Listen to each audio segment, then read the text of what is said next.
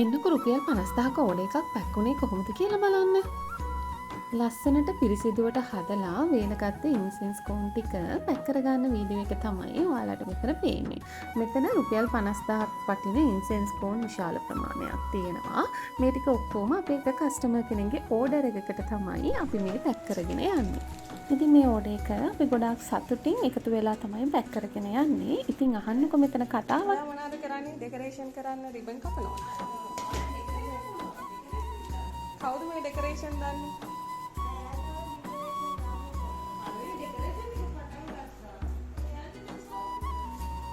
ඉතින් පුංචි පුංචි රස කතා විහිළු තහළු මැද්දේ මේ ඉන්සෙන්ස් කෝන් ඕඩර් එක අපි පැක් කරගෙන යනවා. කෝන්ස් 10 ගාන එක බෑග් එකකට දාලා රිබන් දාන එක තමයි අපි දැන් මේ කරන්නේ. ඊට පස්සේ කෝන්ස් 30 පැකට්ස් වලට මේව දාලා අපි පැක් කරනවා. ඉතින් ඔන්න ඔහොම තමයි අපේ සිට්‍රොනෙල්ලා ඉන්සෙන්ස් කෝන් ඕඩර් එක අපි හදලා කස්ටමර් අතට බාර දුන්නේ. ඉතින් ඔයාලගේ ඕඩර්ස් තියෙනවා නම් ඉක්මනින් මෙසේජ් එකක් දාන්න.